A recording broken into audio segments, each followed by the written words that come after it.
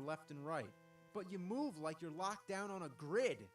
Then you encounter these tiny little worms that crawl all over you. You think because they're so small they won't hurt you much, but no, these things are serious.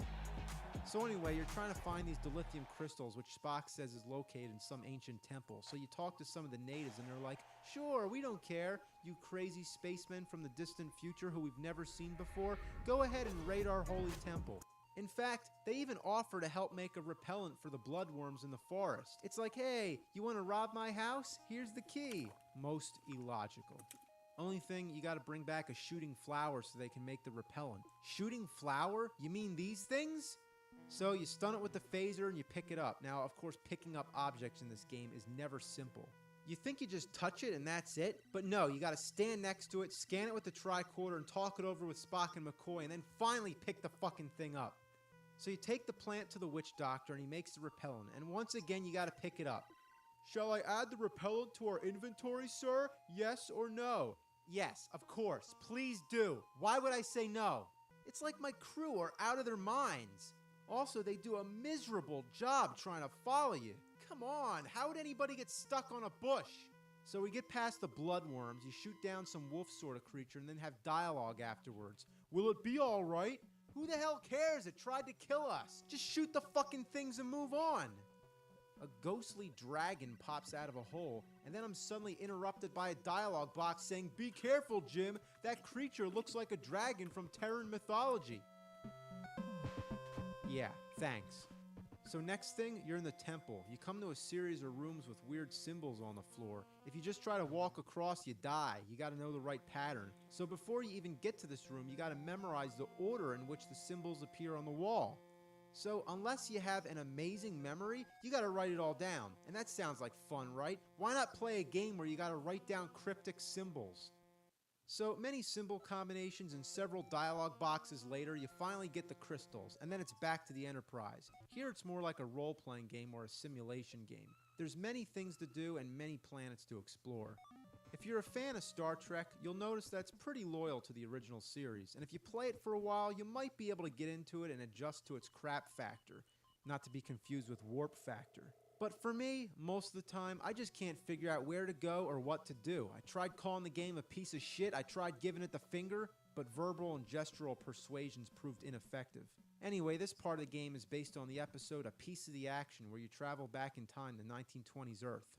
First you gotta find a library card, then you gotta get back your lost communicator. You zap two guys, you find a diamond, you exchange it with the shop owner for a marked deck of cards, then you find a bone on the sidewalk and a gumball from some guy with a dog, then you find a hairpin, and then you find a stick. You have to put the gumball on the end of the stick, put it in the gutter, and fish out some coins. Then you talk to a bartender to get Oxmix's phone number. You give him the diamond in exchange for some plates. You take the plates to the police. Use the hairpin and the bone to open up a door, find the counterfeit money, use the coins on the phone booth, give the operator the number, go in to talk to Oxmix about the communicator. He tells you to go to Krako's place. He tells you that Bonehead Malone has a communicator. You go to the casino, you give Bonehead the money, you give him your marked deck of cards, and you get the communicator.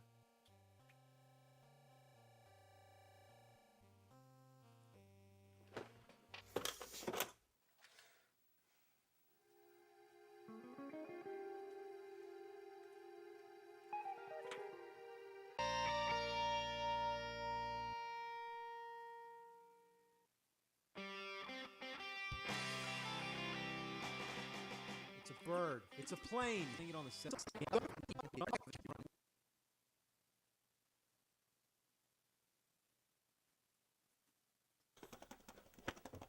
pop this fucker in. Take you away. You can just be walking around and then you just magically appear in a room when there are clearly no doorways around. I mean, what kind of sense does that make? Have you ever just walked into a wall and appeared in another room? You get an inventory screen. It's empty right now, but it seems pretty standard. Tells you your life and everything.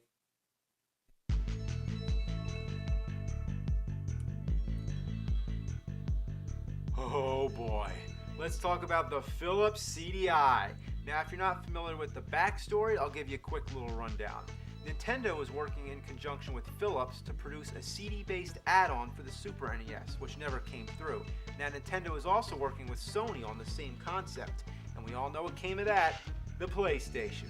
But as for Philips, they too made their own game console. However, they had permission to utilize some of the Nintendo franchises.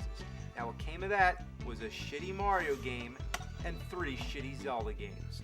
Link, The Faces of Evil, Zelda's Adventure, and Zelda, The Wand of Gamelon. Okay. These games are notorious for their legendary ass suckage, which is hard to believe. How could there exist a bad Zelda game, let alone 3 of them, and on a console that's not Nintendo? Well, if you haven't heard of them, you might think you're living under a rock, but let me tell you, it's a rock worth living under. Before we begin, let's talk about the console itself. To begin with, it barely fucking works. That's a good start, right? I had to buy 3. Yeah, 3 CDIs before I got one that's functional. The first one wouldn't read the discs. The second one right here had the same problems. I haven't returned it yet just because I wanted to show you what it looks like. So then finally I got this big beast. Look how huge it is. It looks like one of those old VCRs. It is the biggest video game console I've ever seen. Literally, you can fit 2 of these inside it. If you remember my Atari 5200 video where I commented how big it was, well, both consoles are ridiculously huge, but the CDI just barely wins. But does it work? Yes, it does. But at first, I thought the controller input was broken. I have 4 different controllers and none of them worked, except for the wireless one, which sucks so bad it isn't even worth it. Then I found out that there's another input on the back. So the one in the front is either broken or intended for the second player. This means that every time I want to swap a controller, I have to pull out the whole console.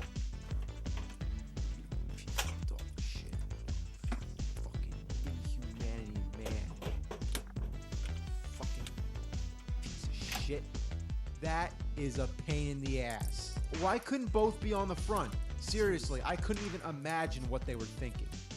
But let's talk about the controllers. One is your average regular ass controller. The next one looks like a spoon. I really don't understand it. And this one has this awkward joystick. It's so stiff. It's basically just a stick on top of a regular D-pad. Then you have the wireless one. This is the standard controller that comes with the system. But as I've said, it's terrible. Your finger keeps slipping off the joystick and the buttons are too close. Imagine if you were trying to play Nintendo 64 and all the buttons were clustered around the joystick. For your average point and click game, it's okay, but for an action game like Zelda, it is nearly impossible to use this controller. It's all worth it just to play such classics as Sticky Bear Reading, Lamb Chop's Play Along, Sailing, and The Flowers of Robert Mapplethorpe. Yeah, it had its share of educational games, some action games, but let's cut the bullshit and get to the ones you want to hear about. The Zelda games are pretty rare and kinda expensive. Zelda's Adventure was over $180 US. Not counting the money I had refunded for the bad consoles, all this in total cost about $700 bucks. I've been dying to do a CDI review for a long time, and partly due to financial and technical difficulties, that's what's been holding me back. But before we get to the Zelda games, let's start off with Hotel Mario. The price on this one, I gotta be honest, was $0 because this one was a donation. Thanks, Casey. You might as well have sent me a turd wrapped in tinfoil. As the game begins, you get a ridiculous cutscene. Nice of the princess to invite us over for a picnic, eh, Luigi? I hope she made lots of spaghetti. Reminds me of the Super Mario Bros. Super Show, but way more cheesy. The game is not what you'd expect. I mean, with a title like Hotel Mario, I guess I really didn't know what to expect, but not this. All you do is run around and shut doors. Yeah, seriously, the goal is to shut all the doors before the time runs out, then advance to the next stage. Couldn't they have come up with something better? Like, how about kill all the Goombas and Koopa Troopas, but shut doors? As much fun as that sounds, it's even more fun when the doors keep opening again. Just when you think you're about to shut the last door and beat the level, another door opens, and by the time you run all the way over there, another one opens. Also, it seems that there's always somebody in your way. Like if I jump at the wrong time, I hit the Goomba on the top. Even if I try to stomp an enemy, I end up bouncing up and getting my ass killed. Ugh, look here, I'm totally fucked. Here I go, I'm kicking ass. Fuck, you gotta watch the doors. Speaking of doors, you can actually hide in the doors, which helps out sometimes.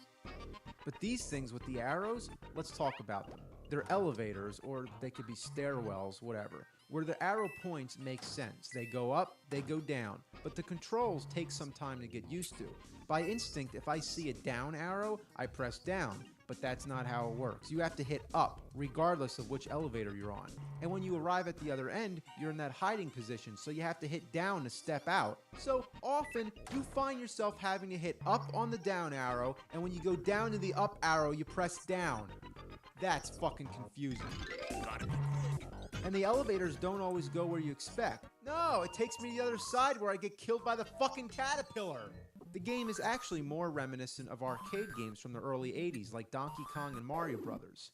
And for something like that, Hotel Mario actually isn't too bad. It is challenging, I'll give it that. But the fact is, this was not the early 80s, this was 1994, and it was a next generation console. Originally, they planned to release a sequel to Super Mario World titled Super Mario's Wacky Worlds, but it was canceled, and what we got was this. End of story.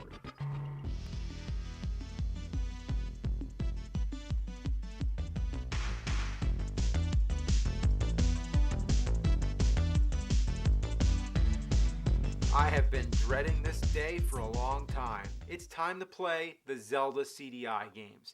Now the first two, Link the Faces of Evil and Zelda Wand of Gamelon, were both released on the same day, October 10th, 1993. You can think of them as brother and sister game.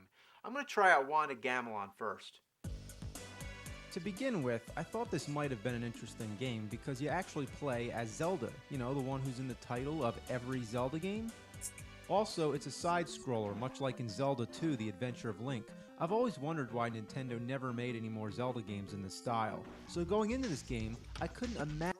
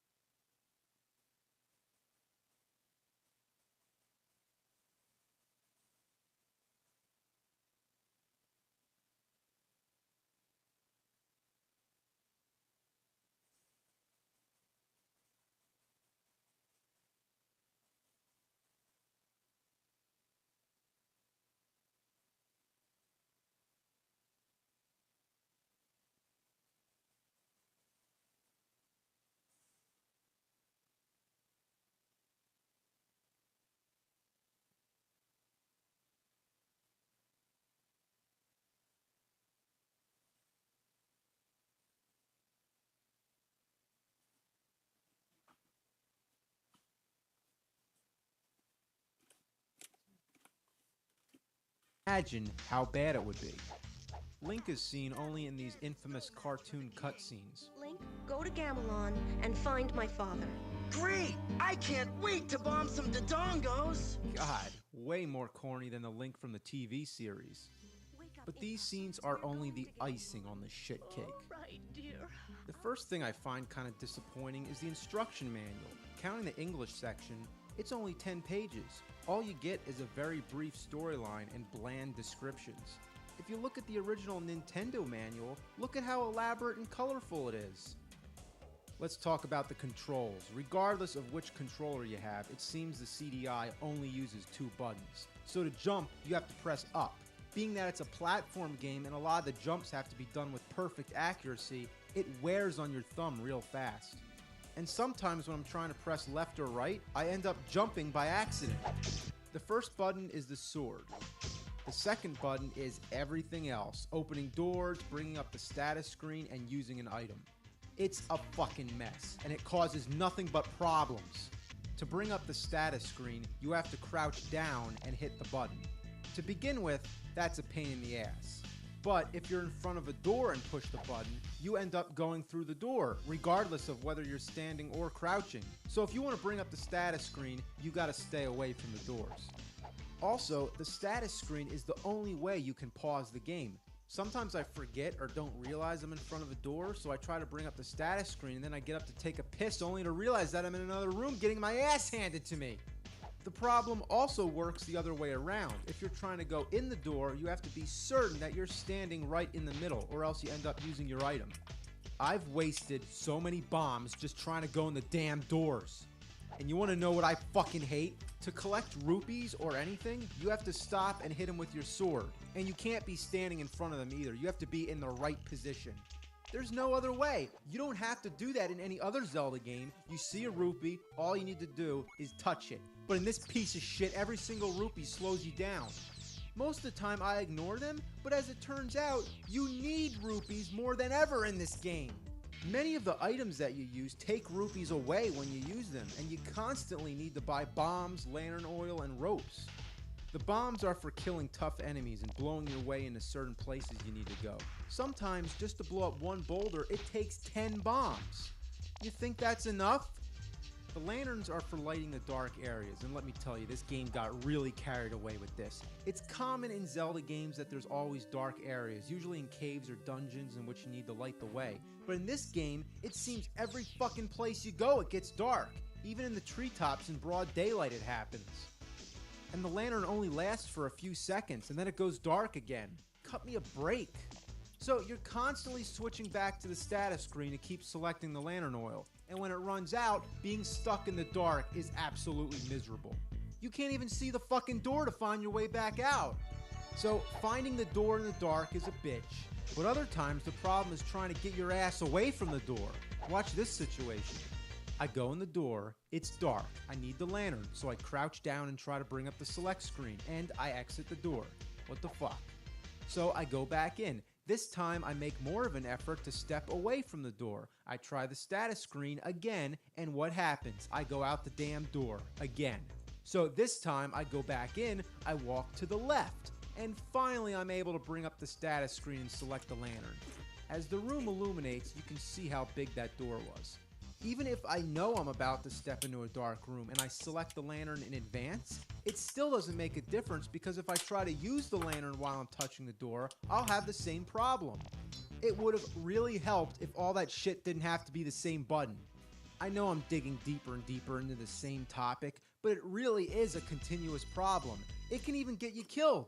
Say I go into a dark room, I step away from the door, and I fall. How was I supposed to know there was a crevice there? All because I can't use the lantern at the door. It's fucking bullshit! But now that I've discussed all the problems with using the lantern in the dark rooms, let's talk about the ropes. You use them for climbing all those tough-to-reach platforms. But why you can only use a rope one time makes no sense. Why does Zelda have to carry around 20 fucking ropes? Why can't she use the same one? And if you die, you go back to the beginning of the stage, so you're constantly wasting your ropes. Let me tell you, there's nothing more frustrating than making it to the end of a stage, then realizing you have no more ropes, so it's back to the fucking store. But damn, I haven't even started talking about how hard it is to maneuver. First of all, you can't jump straight down. If you want to go down, you have to keep following the walkway until you get to an area you can drop. This little blue guy, he's too short to hit, and if I try to jump over him, I end up back at the top. So I gotta keep walking side to side just to go down. The graphics are so convoluted you can't even tell where you can go. Look at this, what the fuck, I can't go through. So I gotta go to the right, and then down, and then back to the left again. You just have to jump all around until you find which of the rocks you can land on. Alright, I found one right here, so just gotta... There we go. It's hard to jump over gaps, even when it seems plain obvious.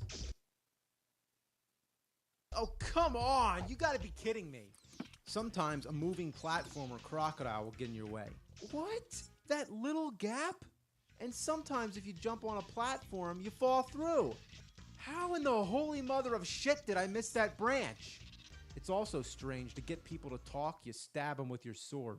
I give anything for an Arpago's sake. My cakes will burn. Just to hear stupid shit like that. It's real annoying when you're trying to fight enemies and there's someone nearby. You end up hitting them and making them talk. Oh, my. Constantly interrupting your fight. Oh, my. And why is everybody so twisted and scary? Bring some fairy dust and I'll make it a magic cloak. Whoa, whoa. Got him. Attacking is awkward. It seems your sword never hits anything. Even if you just keep swatting at the air, your enemies always seem to hit you first. You can only hit what's directly in front of you, but it always seems enemies are coming from high above you or from too low. I swear that more than half the enemies in this game are too short to hit. You always have to be at the precise altitude. Look at this, I can't hit him below the branch, and I can't hit him when I'm on the branch. How do I hit this thing? Come on, motherfucker, come on! Oh, man. Seriously, what is it with all these bats? All I'm trying to do is get out of the cave, but the bats keep on coming. Fuck! Then there's this part where you walk into a room and there's two assholes throwing spears. Gonna try again. If only I could get close enough. As hard as it is to get close to your enemies, sometimes the problem is being too close. One fucking piece of shit, get off me!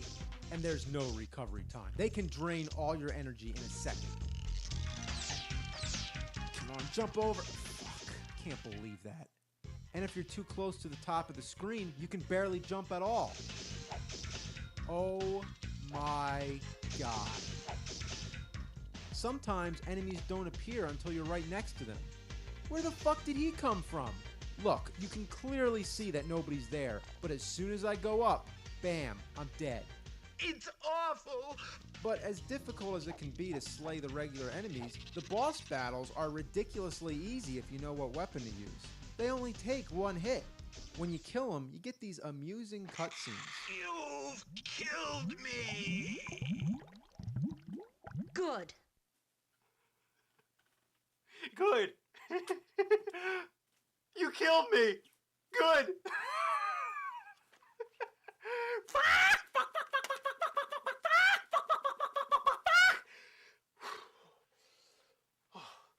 Gotta calm down.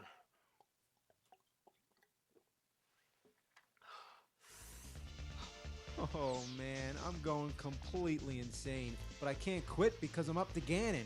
You dare bring light to my lair? You must die! He looks like a joke. He makes the Ganon from the cartoon series look badass.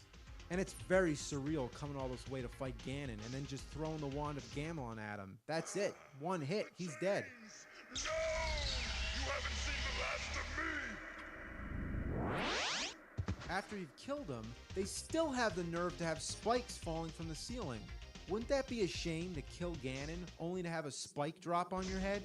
Then you rescue the king and Link. What happened? Nothing, Link. We were just about to have a feast. Great. They all yuck it up and everything's fine. Well, in conclusion, some might say that there are redeeming factors to this game. The music's pretty cool, and the graphics are nice and colorful. Some might call it a mixed bag. But let me tell you what kind of mixed bag. It's a trash bag that's had a bad day. Like say your mom cleans out the cat litter. Fresh and stale duty pebbles go right in the bottom of the bag. And then your sister throws out her used tampons. And where do they go? In the same bag. And then your brother comes home piss-ass drunk. Just upchucks, pukes right into the bag. Now, I'm not trying to be disgusting, but that is a realistic situation. And what it all comes down to, that's a nasty bag. But I'd rather take that shit out to the garbage than deal with this piece of fuck. Fuck this game. Get out of my face. And you know what the worst part about it is? I still have 2 left.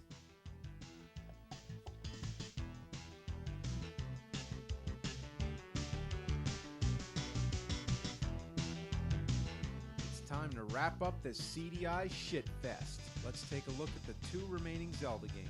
First, Link, The Faces of Evil. All the same problems I addressed in Zelda Wanna Gamelon are present here, so there's not much need to go into such detail again. It has the same style of gameplay and the same cheesy cutscenes. Do you know what it means when you lose your last ruby? Now you work for me! Whatever I see, I shall devour.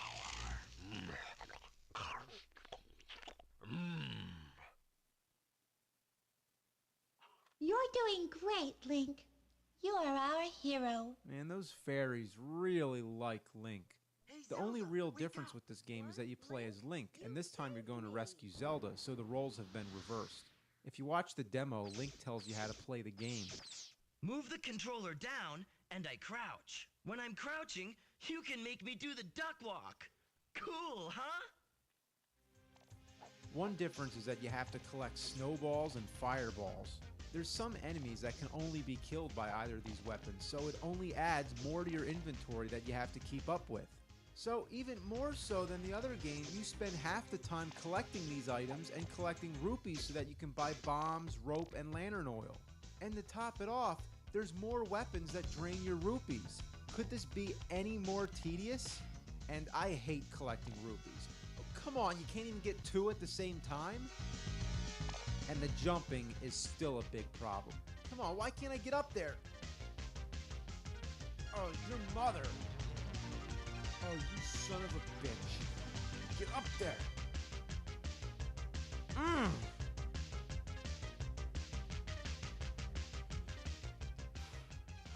It's time to start dropping some F-bombs. Fuck! Fuck! Fuck! Fuck! Fuck! Fuck! Fuck! Probably the worst example is right here. I'm trying to go in the door. Seems simple, right? But I can't approach the door from any conceivable angle. If I'm below the door, I can't reach it, at least not without a rope. Too bad I had to use them all in order to get this far. I can't approach it from the other side because the pillar's blocking me. This is the part I really don't understand. You can pass through the bottom of the pillar and you can pass through the 2 pillars before it, which look exactly the same. Why is it that I can't go through this one fucking part? It seems the only way I can make it is to drop down from the top, but I can't get back up there. I'm jumping everywhere. I obviously can't go back up, which is ironically the way I came, all because I missed the jump, which is hard to begin with because you're so close to the ceiling. I'm also prohibited from going to the left. Whether I'm on the top or the bottom floor, there's a fucking piece of shit in the way. So once you fall down there, you're stuck. This is a joke. They designed this part of the stage to be a trap. The only way to get out of this is to stand here and let the falling spikes kill you. If it wasn't for them, you'd have to reset the game and lose all your data. The darkness is still a huge issue. Look, my lantern oil ran out, so I can't find my way back. So I'm really up shit creek without a paddle, and that means I'm paddling through the shit with my hands. Talking to people is still a strange ordeal. Why do you have to shove a sword up their ass? Right up their ass. Wow! You also use the sword to buy stuff. If the shop owner gets in your way, you end up talking to him. Go away, I'm trying to buy bombs. Lamp oil, rope. And here, once again, I'm trying to fight, but I keep talking to this asshole. Go away. Through the eye of Glutcoal. The enemies, once again, are a pain in the ass. Half of them are impossible to hit. Look at this, I'm trying to go down, but the fucking warthogs are in my way. This would be so simple if you could just jump down. Oh my goodness, this is awful! Another nuisance is that I can't hit the dodongos because the bombs just fly over them. If I could duck and throw the bomb, maybe I could hit him, but you can't do that because it activates the status screen. Yeah, you have to be standing to use your items. And I hate these damn snakes. Your timing has to be perfect.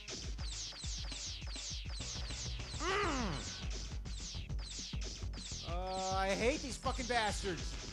But these gargoyle things are the worst. They take several hits to kill, and they never stop coming. If you stay there and try to fight them off, you'll be there forever. I'm not kidding. It makes the most sense to just try and outrun them. All right, Ganon, here I come. And I will make your face the greatest in Korodai, or else you will die. All I need is just one shot with a book. Yeah, it's a book this time. Just one hit. That doesn't count. Not into the pit. I still get the dramatic death scene, but I'm back outside the castle. Fuck. So I gotta go all the way through the castle again, and when I get there, thankfully Ganon's still dead. Then you gotta wake Zelda. Come on! I'm here to rescue your royal ass. Get the hell up! Wake the fuck up. Oh, I get it. I just saved you from Ganon. I won. Nothing short of poetry. Let's move on to the final piece of what's known as the Unholy Triforce.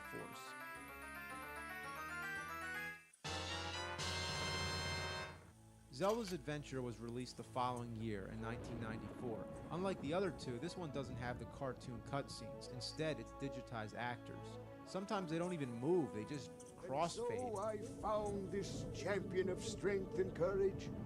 As the title would suggest, it's the only other game where you play as Zelda, going to save Link's ass once again. You have to find dungeons where in each one you collect a piece of a stone, much like pieces of the Triforce in the original Zelda game. So this one follows the classic format a little more, not to mention it's an overhead view. That means you don't have to do stupid shit like push up to jump and crouch to bring up the inventory screen. You can also touch the rupees and hearts without having to attack them. Of course, you do have to wait for them to touch the ground, which is confusing since it's overhead.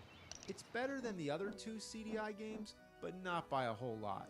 The most constant annoying thing is waiting for the screen to load. Watch how long it takes. And you're probably thinking, oh, it can't do that every time. Oh yeah, it does. Imagine how long it takes you to get anywhere. Look at the original Zelda. Watch how quick it is. See? And that was on an old 8-bit console. Damn CD load time. Look at this. That's when you grab your beer.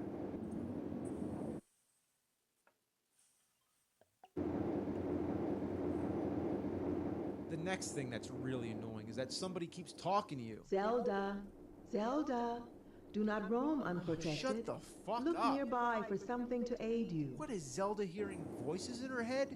Crazy bitch. Unlike other Zelda games where the dialogue is all text, this one uses real bad voice acting. Those who go deep into the earth learn to overcome the sins of greed. Hey, who goes there? Aren't you letting me and my boss look? You can't come in here. Even the sound effects aren't appropriate. Why do the Vyres have humanoid grunts? And what the hell is that thing? What is that? Those mobrons out there are so slow and stupid. You don't get very much music either. Just immerse yourself in the good old outdoors. I also find the ground very strange looking, almost like a satellite view. These would be trees, so maybe Zelda's a giant? Oh look, we got a ladder. Remember that from the original Zelda? Remember how to use it? You just walk right across. Let's see how easy it is here. You come to a gap, you gotta go to your menu, select the ladder, and then use it. You always have to select shit. Take this for example. In any good Zelda game, how do you buy stuff? Like this. That's easy, right? Here, you gotta stop, bring up the menu, select the rupee, and there. What a bunch of fuck. That was a wise purchase, young princess. And I gotta say, the menu screen sucks. First of all, you can only hold one item. That includes the sword or wand, whatever. In the other games, you always have the sword and can select an additional item. Of course, the CDI doesn't utilize as many buttons, so whenever you need to use something, you bring up the menu screen. And the other thing that really pisses me off is that you have to scroll through the items, not by pressing left or right on the D-pad, no, by moving the cursor to the left or right arrow and painstakingly clicking until you see the item you want. That is bullshit. Why couldn't they fit them all on the screen like the other games? And how about the map screen? In any other Zelda game, you can bring up the map with the ease of a single button. That's simple, right? Well, here, the map screen is inside the item screen. Yeah, so whenever you want to see the map, you have to bring up the item screen, select the map, look at the map, go back to the item screen, and finally back to the game. How about getting treasure? You think you just open it and there'd be nothing more to it than that. But no, the fucking treasure chest starts talking to you. Why, what a great event. Then it spits out the treasure, and the first time I didn't even know what happened. Whatever happened to this? How about this shit? Somebody gives me an empty bottle and tells me to go fill it up at the source of the river. Why I can't just go to any riverbank, I don't know. But anyway, I go to the source, which is this fucking stove thing. I select the bottle, and then it doesn't just fill up. It mysteriously disappears from Zelda's hands and then reappears behind her to the left. What? You're never even sure what the items are gonna do. I got a flute, and I was told to use it against a snake. So I use the flute, and what happens? It kills the snake, but not before freezing me, making me momentarily helpless while the snake nearly kills me. Thanks. But one major problem I have is that the save function doesn't seem to work. If I turn off the game, it erases all the data. That sucks. The overall design is horrendous. You can never tell where to go. See that dark area right there? That's a cave. You're supposed to go in there. But with all the random rock patterns, you'd think it was just part of the wall. And when I got to this part, I thought it was a hole in the floor, till I realized that it's just part of the ceiling. Rarely does that even happen, and it occurs right after the part where you need a ladder, so naturally, I thought it was a hole. Here, I'm just trying to go to the right, but something apparently is blocking my path. What the fuck's going on? Oh shit, I'm gonna die. Get over there. I'm stuck! Fuck! Even the dungeon maps aren't consistent. See the white square? That's where I am. But if I go up, it jumps me all the way up here. And it happens more than once. You just jump all over the map. In other Zelda games, there's secret passageways that transport you all around the dungeon. That makes sense. But here, when you're just walking to the next screen and suddenly appears someplace different on the map, it's like, what the hell happened to this game? I don't believe this. Like, I seriously don't believe this. That's it. That's all I can take. How could they fuck up Zelda this bad? It's not a Zelda game. I wouldn't call it that. Oh, but it is. It has Zelda and it has Link. Yeah, you know what? That's a pointless argument right there. That's like if your dad says, I fucked your mom. It's like, I can't argue with that. You know, playing these games is as worthwhile as melting a dog turd in a frying pan. Yeah, put some buffalo puke and some cat piss all over it, and you have a shit sandwich that is Zelda CDI. This game fucking sucks! Fucking sucks! Fucking sucks! Oh yeah, and the Mario game, that one sucks too! Ugh, CDI sucks! He's playing some games, the worst he recalls. He's gonna find out which one sucked the most balls. The angry video game nerd is here. Oh, he's making a list and checking it twice. He's gonna go home and eat chicken and rice. The angry video game nerd is here. He hates the games that stink. He knows which games to break. He just might even hate them all, 'cause he's mad for fucking sake. You better watch out, don't give these games a try. You better not play them, he's telling you why. The angry video game nerd is here.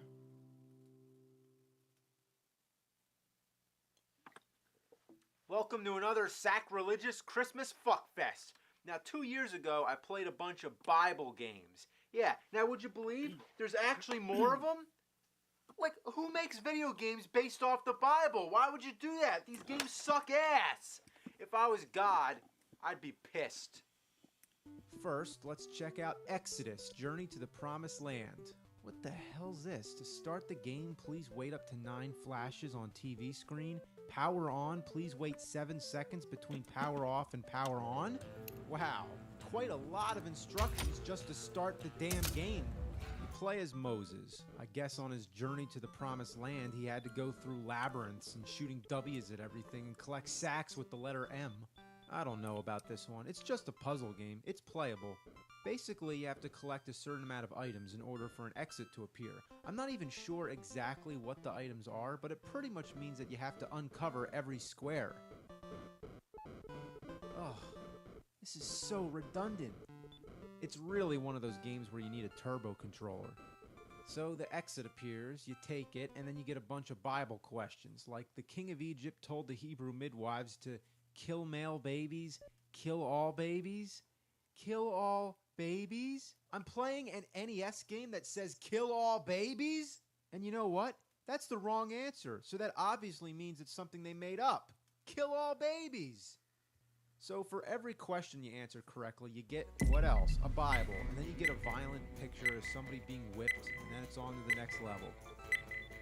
Oh, this is so monotonous. Obviously, I'm going all the way in the middle. Oh, no. Now I gotta go all the way back.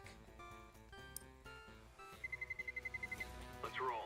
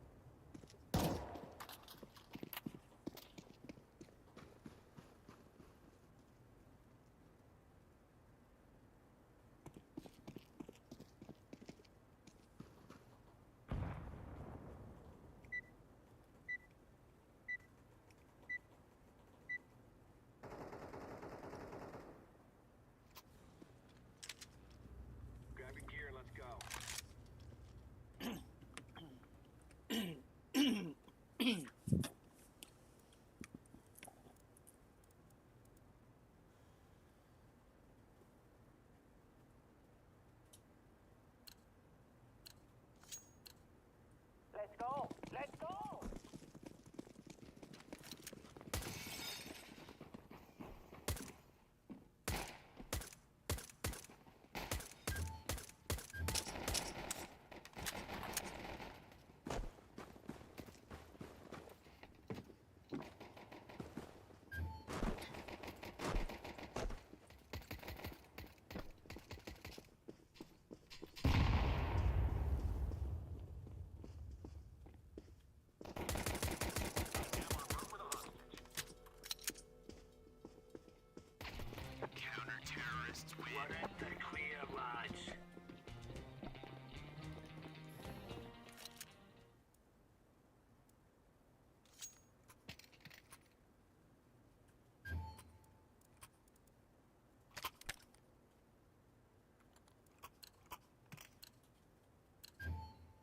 Gonna wish they were never born.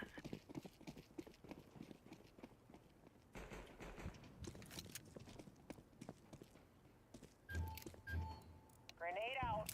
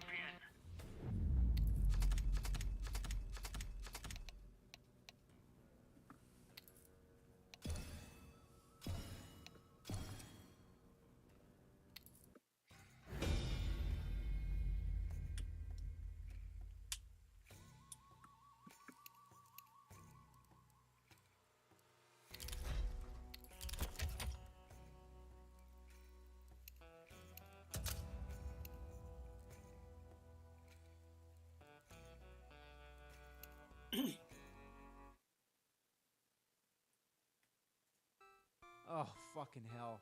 This is ridiculous. So then I get back out, I finish up all the crap I gotta do. Oh, so I guess it's the question marks I gotta get.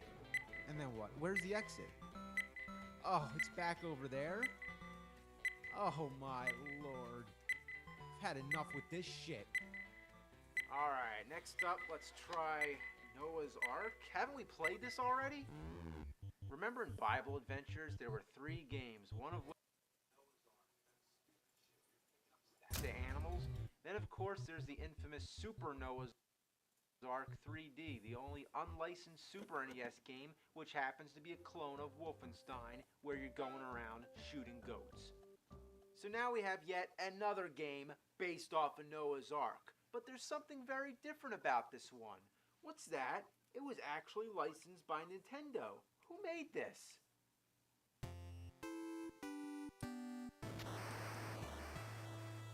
Okay, now I'm really curious.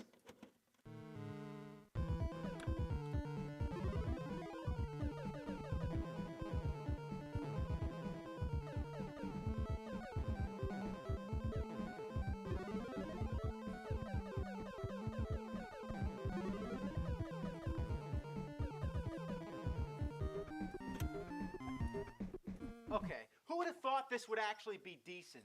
Well, it was only released in Europe, which means it's in the PAL format, and it can't be played on any North American NES, unless you have the top loader. That plays anything.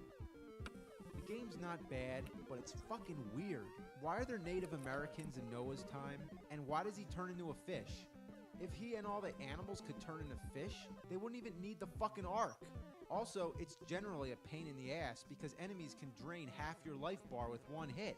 Even the tiniest things such as bees, which take almost all your life. And there's lots of things you can't even touch at all, or you die instantly. This makes it almost pointless to even have a life bar. Also, there's hidden bonus stages, but if you find one of them, it doesn't bring you back. So rather than returning you to the game where you left off, it puts you back at the beginning of the stage, which is fucking bullshit. But overall, I would at least go as far to call it a game. Alright, what's next? Oh, Joshua. This one looks fun, right? Oh no. Doesn't this look familiar? It's the same thing as Exodus. Well, that scratches that off the list. What's the point of discussing the same game twice? The only difference is that you're Joshua, I assume, and that there's a voice. But what's even stranger, this game is a copy of a game, which is a copy of another game, Crystal Mines. Damn. Well, here's a little history lesson. Color Dreams was the company making all these unlicensed games for the NES, like Captain Comics, Secret Scout, and Raid 2020. Maybe I'll review that in the year 2020. Anyway, Color Dreams, for whatever reason, decided they wanted to start doing Bible games, now under the name Wisdom Tree. Essentially, they were recycling some of their old Color Dreams games and adding Christian themes. For example, here we have Menace Beach, which was turned into Sunday Fun Day. Let's check it out. So this is Menace Beach. Basically, you're some kid on a skateboard trying to rescue some girl. It's plagued by god-awful control, a pathetic attack range, and the most annoying level design I've ever seen. But the most interesting thing about this game is that between each level, you see your girlfriend begging you to rescue her, and each time, her clothes gradually disappear. The first time playing this, I didn't even realize what was happening. She says, "I've been here so long, my clothes are starting to rot." Seriously, that's the only explanation. I think she would die of starvation before her clothes would rot, but the funny thing is that it's a strangely effective way to get you to play the game because just for curiosity's sake, it makes you wonder how much of her clothes are going to come off. It's like, hey, we got this horrible, shitty game, but there's a girl taking her clothes off, so you gotta keep playing. How'd this turn into a Bible game? Well, let's find out. Here comes Sunday Fun Day. It might interest you to know, this is actually the last game ever made for the NES, and it was as late as 1995. Oh, no, there's 3 games! Oh boy, well, let's try them all. Here's Fishfall. Okay, you're a hand trying to grab falling fish and throw them up into a floating basket. What does this have to do with the Bible? What does catching parachuting fish and throwing them up at an electric eel, have to do with the Bible? Oh, okay, it's got some Bible verses thrown in. Now it makes perfect sense. Okay, let's try For Him. What? It's karaoke? Oh, please. Now that I've wasted my time with all that, let's play Sunday Funday. Well, it's identical to Menace Beach. Just look at the title screens. It's the same exact game. Now, there are a few minor differences, but we'll get to them as we go.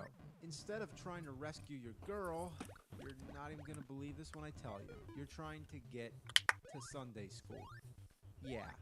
Now, as much as that's the dumbest idea I've ever heard for a game, what I don't understand is why that's so difficult.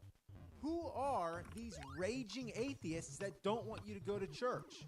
It's bad enough that the entire town's trying to stop you, but what's with the flying clowns, the old ladies coming out of boxes, and animals coming out of sewer holes? What's this guy's problem? Like, why does everyone want him dead? I'd say he's having quite a day. And the funny thing is, he probably gets to church and doesn't even mention it. Like, oh, what'd you do on this Sunday morning before church? Oh, well, I flew on a balloon that I got from some clown, and then I went through the sewers and beat up a bunch of plumbers. I hopped on some frog and bounced around on a bunch of springs and shit. Then I threw a bomb and blew some guy's fucking face off. Yeah, look at the face. Ooh, God, that's so violent. Now, instead of the stripping chick, you get this annoying bitch who does nothing but nag you. Get your ass to Sunday school. The only other thing I've noticed that's been changed are some of the enemies. Ninjas are now kids, and these Elvis-looking guys are now plumbers. Maybe ninjas were too violent, and Elvis's devilish rock and roll was too much for a religious game. But everything else fits perfectly fine. Why does a bird come out every time you kill someone, and why they turn from white to black?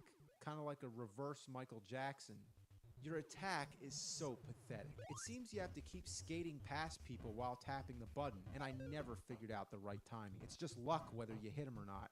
What are you supposed to be doing anyway? Just spinning around? Look at this. I'm still trying to hit this guy. Finally. Oh, fuck. Another real piss-off is that it keeps going dark. Seems like I'm running into that problem a lot with games lately. It's so annoying. You have to keep hitting the switches to keep the room bright. Oh, come on, get the damn switch. Oh, what the fuck? Oh, man.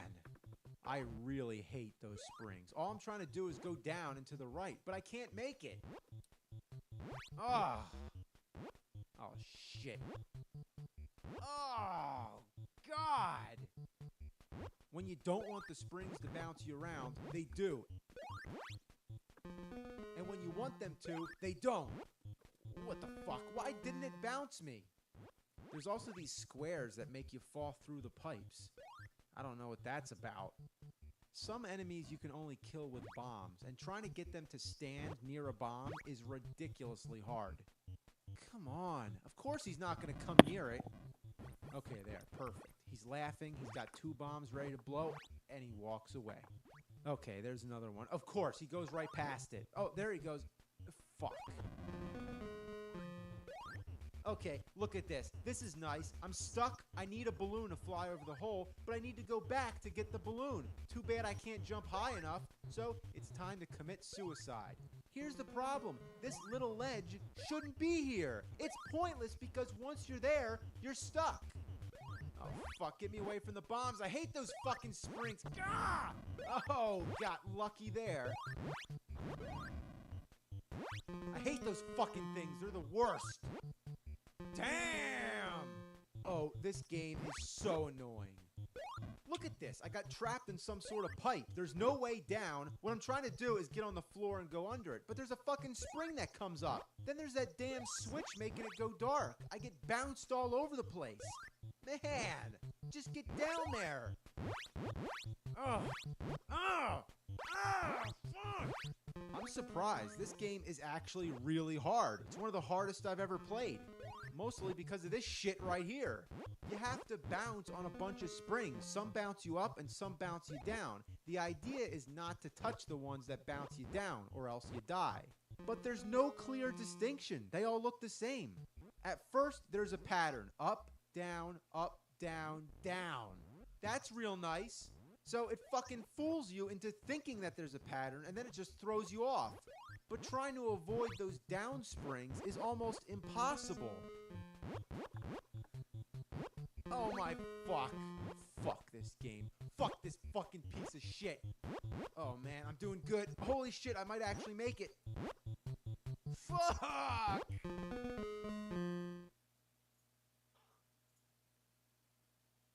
Oh boy. Alright, well that's enough with that one. It's time to wrap things up. I got something to blow the lid off the crap barrel. Time to flick the shit switch, turn up the diarrhea dial. It's Bible games on CDI. Yeah, we're living on the edge. More like living on a prayer. First, we have Moses, the Exodus. Honestly, there's not much to say. It's basically an educational tool with some games thrown in. First, there's Pyramid Pursuit. This is the main game. Basically, you're exploring a pyramid. It's a point-and-click game, but not a good one that actually makes you think. This one is a no-brainer. It flat out explains what you're supposed to do. Go this way, go that way. The voices are the fuckest baloney shit you'll ever hear. I'm an idol worshipped by many. There's someone downstairs who worships me. What is it, a robot? But let me give you a quick tour of the other stuff. First, you have this animated story about Moses. Moses trusted God. He knew that no matter what, God would take care of him. Then you have Tell Me More, which is basically just more history lessons about the Bible. In the time of Moses, a sacrifice might be an animal like an ox. Then you have the Bible, which is just scripture from the Bible. Then you have the Playroom. The first thing you'll notice is the sing-along. It's just a bunch of karaoke songs. Moses and me, we've got a choice to make.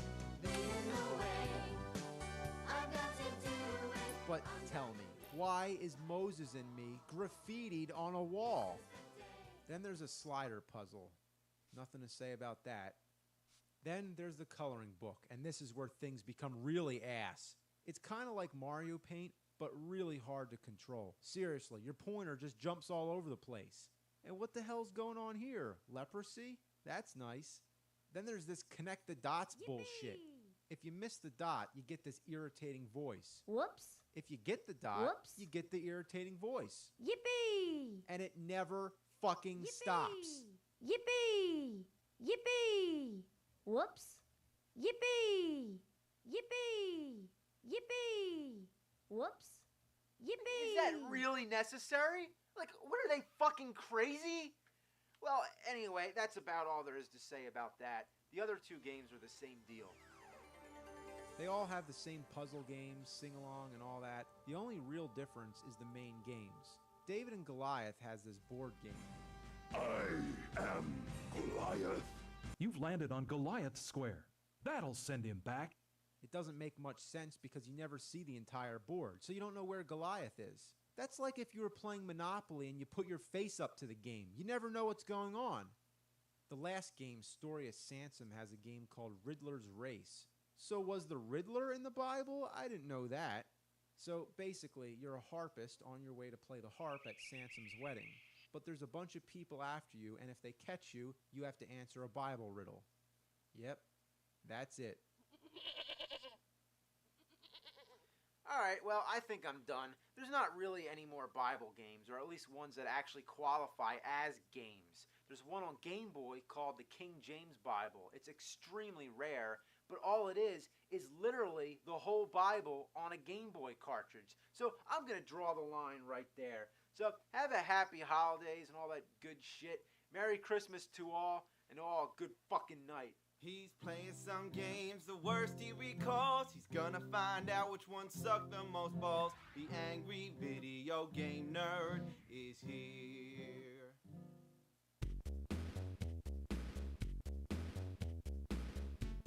Michael Jackson's Moonwalker. Right off the bat, you want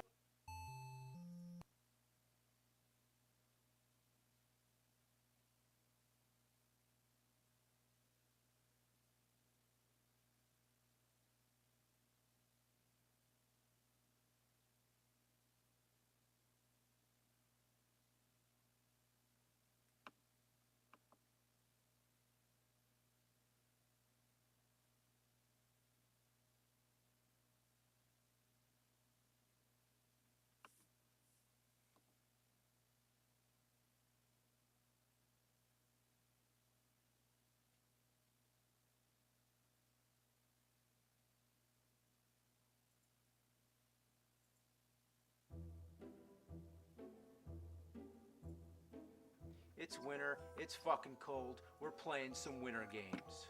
Oh boy. But anyway, let me get the greeting out of the way.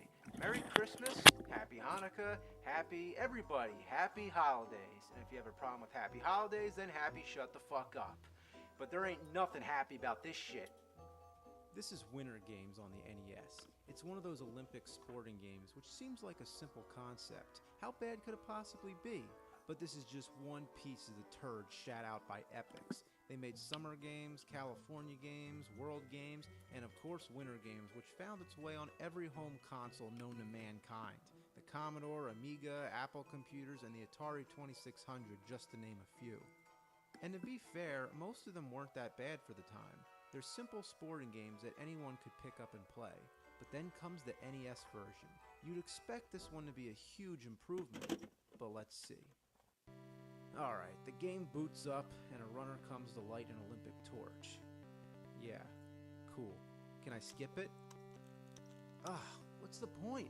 I don't want to watch this. I want to play the game. I guess the programmers were really impressed with their work here. It looks okay, but it's not worth staring at every time you start the fucking game. Even more senseless, they actually give you an option of replaying the intro. I obviously saw it once. Why the fuck would I want to see it again?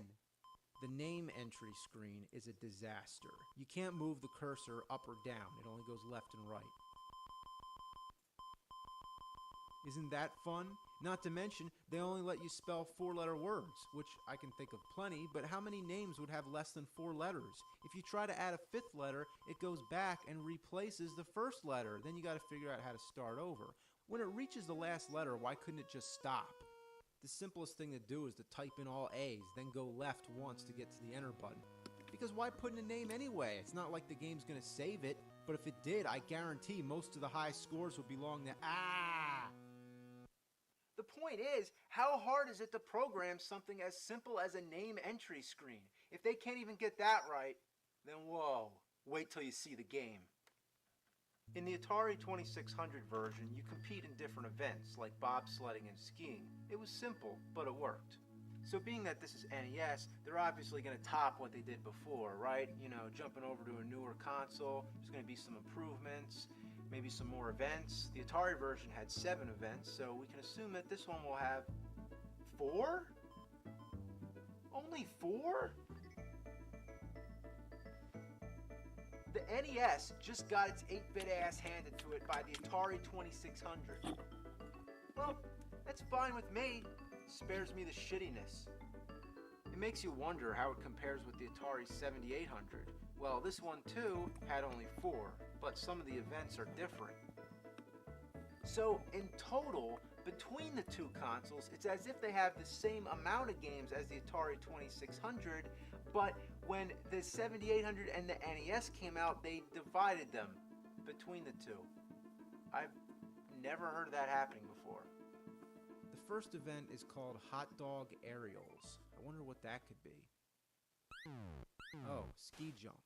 Okay. Why is it called Hot Dog Aerials?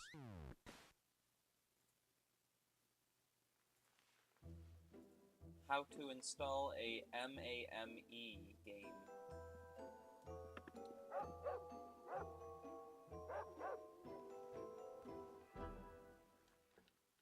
Well, all that happens here, you jump, you crash, you jump, you crash, you jump, and you crash. Very rarely I've gotten the fucker to land by some sort of luck. All you can do is jerk the D-pad around and hope for the best. Fuck! What people could be sadistic enough to design a game with such a dysfunctional control scheme? The only people in the world who would call the ski jump Hot Dog Aerials. Next is speed skating. I'm surprised it's not called Cat Tit Bingo. Okay, so the first thing that happens, your opponent speeds away, but you just stand there. You try every button on the controller until you realize you're supposed to tap right and left on the D-pad repeatedly. It's hell on your fingers, and it ranks right up there with Ghostbusters when you have to go up the stairs by tapping A and B. Is this supposed to be fun? Is it supposed to be challenging? Rocking the D-pad left and right? Was this game designed for monkeys? They don't even have the courtesy to explain it. You need the manual. There is a practice mode, but it's the same exact thing as the regular game. There's no on-screen instructions whatsoever. How do you like that music? Listen. Exquisite. Isn't that the most beautiful, radiant sound that has ever been blessed upon your soul? Its exuberant tonality harmoniously blends the dying squeals of electronic goats with the melodic rapture of diarrhea bubbling from a coyote's crap hole. Next, let's try the bobsled. Okay, I don't get this at all. What's all this shit on the screen? Am I supposed to be looking here or here? I guess that's the bobsled. Is that the slope? The shading looks like crap. Literally, it's like they poured diarrhea into an ice maker. And what's that jumbled white shit? Is it scrambled Japanese text that's glitching up? Do I need to take the cartridge out and blow on it? Or is it supposed to be clouds? All you do is steer the bobsled using left or right. So once again, the only control that you use is the D-pad. It's funny how the NES controller has two big bright red buttons that never seem to come in handy. In fact, I believe the B button is never even used once in the entire game. So this is actually very simple, but because the screen is all split up like comic book panels with a speedometer and other unnecessary bullshit, it makes it look like it's more complicated than it really is. Well, there's only one event left, figure skating. There is no hope for this game redeeming itself. This is the worst event of all. I don't know how the point system is judged, but the idea is to simply make this girl do all kinds of ice skating tricks. You mash the D-pad all around and try tapping the buttons, and all that happens, she falls flat on her face. Very rarely I was able to get her to spin, but the final score always results in a 0.0. That's pretty harsh. You don't even get a decibel point for spinning around. This is painful. The timer seems to last an eternity, and the Nutcracker music is torture to your ears. And I know this is ice, but staring at a screen that's 90% white makes me feel like I'm going blind.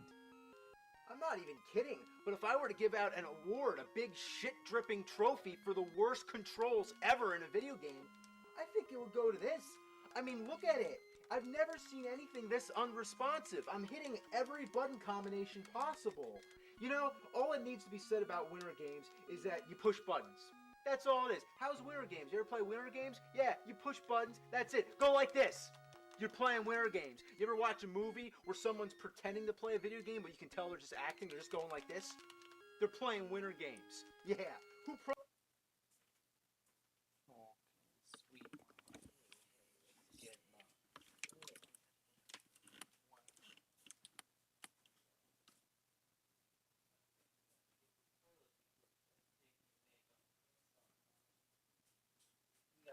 Big hug when you're off that toilet, that gum damn old dang on thing over. How you dreaming, Mama? Oh, I love you.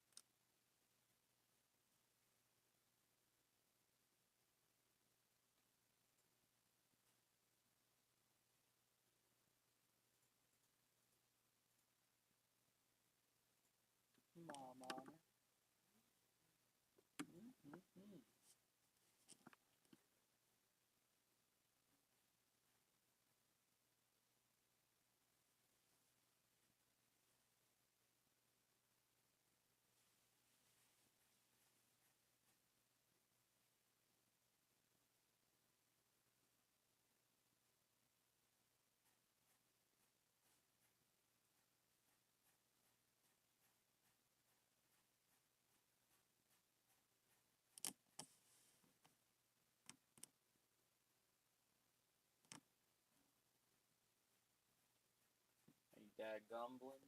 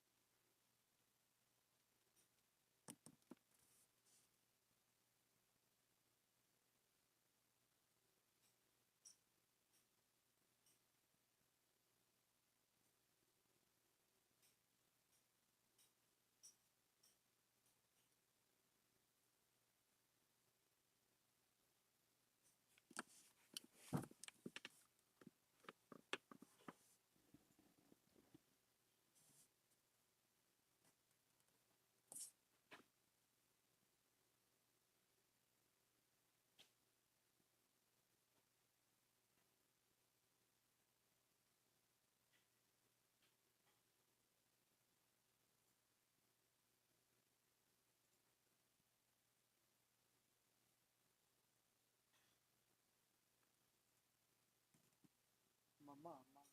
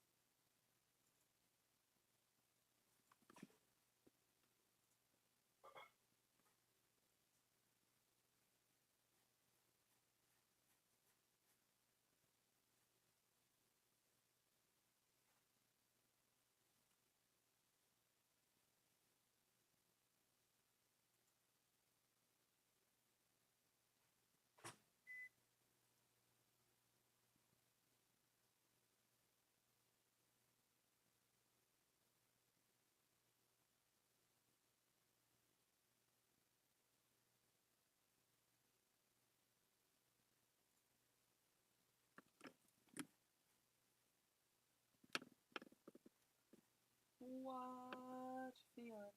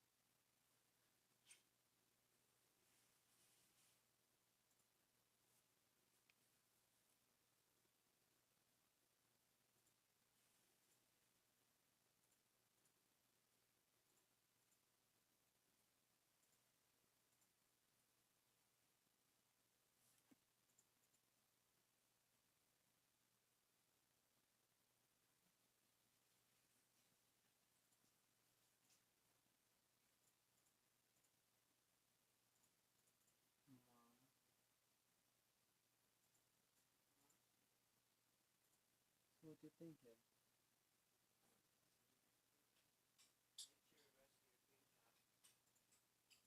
Why? Let's do it.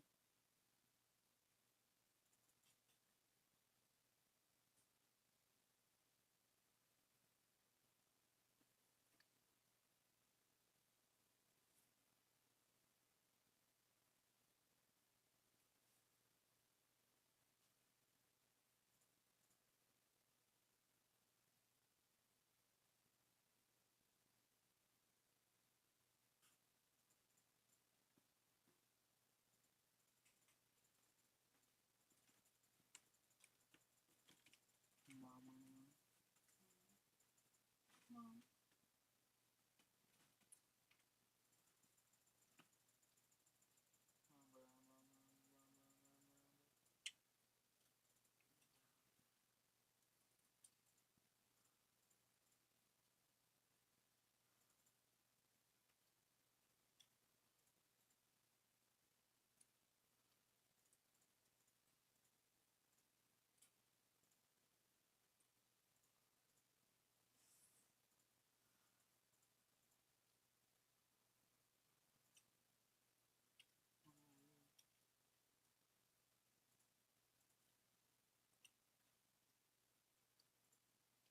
Program this thing.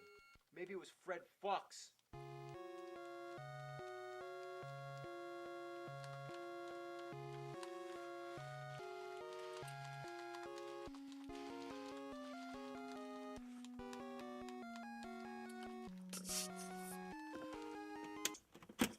This is a blizzard of balls! I can't believe humanity was capable of degrading itself so low as to produce such an insulting catastrophe of ass! Do not store in extreme temperatures. Do not immerse in water. Do not clean with benzene, thinner, alcohol, or other such solvents. Do not hit or drop cartridge. Do not attempt to disassemble. Oh, this is a good one. This is, I guess, a good one. Look at this, check this out. This is a Christmas special. Degrading itself so low as to produce such an insulting catastrophe of ass! Do not store in extreme temperatures. Do not immerse in water. Do not clean with benzene, thinner, alcohol, or other such solvents. Do not hit or drop cartridge. Do not attempt to disassemble.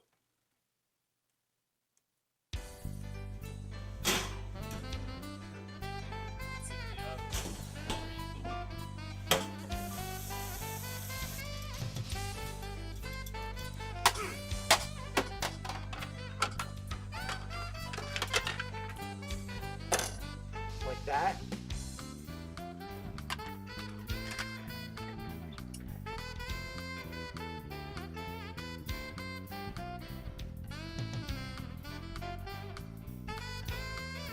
Burn, motherfucker, burn!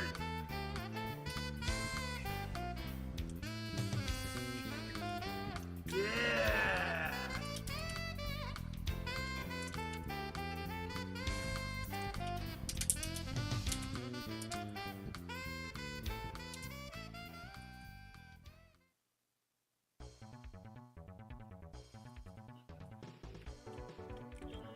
Pretty bad.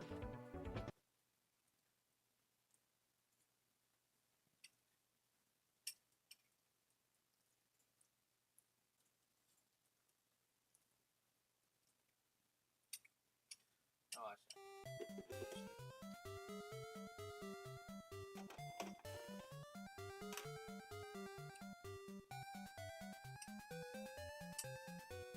How the nerds stole Christmas.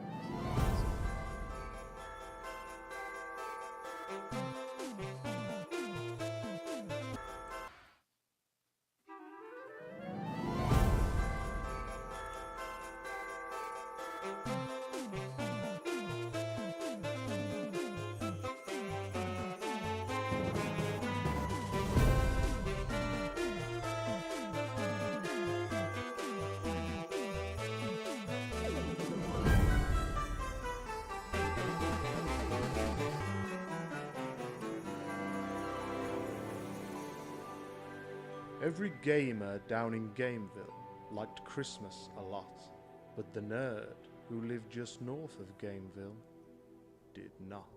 He stood there on Christmas Eve, staring down from his cave with a sour, nerdy frown at the warm lighted windows below in their town.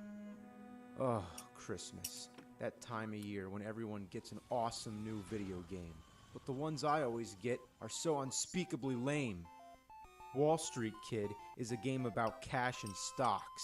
Might as well fill my Christmas socks with trash and severed cat cocks. Toki going ape spit, I admit. You can't move while spitting and die in one hit. Killing Time on 3DO doesn't give you enough ammo. Your parents paying $50 for a game where you shoot the fuck out of ducks really sucks. I'd rather eat deceased skunk yeast than play inferior arcade ports like Altered Beast. Altered Beast is a nut-kicking feast I can't stand in the least. Then there's games that are so ridiculously hard. Giving a reasonable challenge is something the programmers disregard. Last Action Hero, I can't even pass the first stage. Getting whacked to death by Ernest P. Worrell sends me into a fit of rage. Double Dragon on Atari? What is this shit? I can't even get up and score one hit.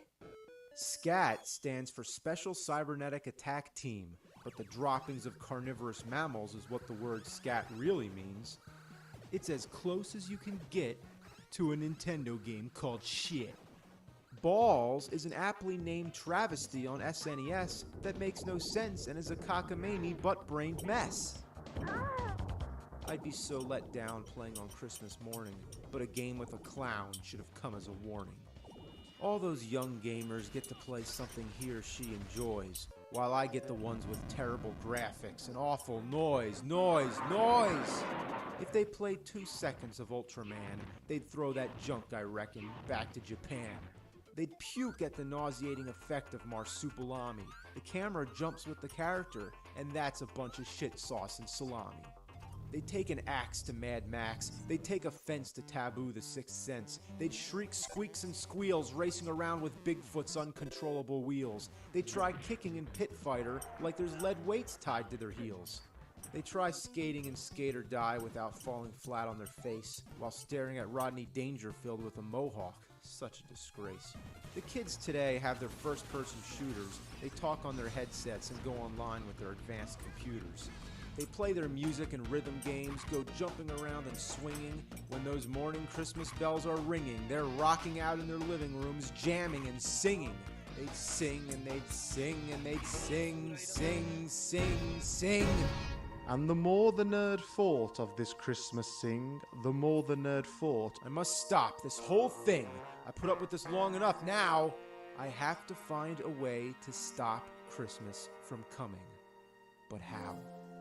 Then he got an idea. An awful idea. The nerd got a wonderful, awful idea. I know just what to do. The nerd laughed in his throat. I'll make a quick Santa Claus hat and a coat.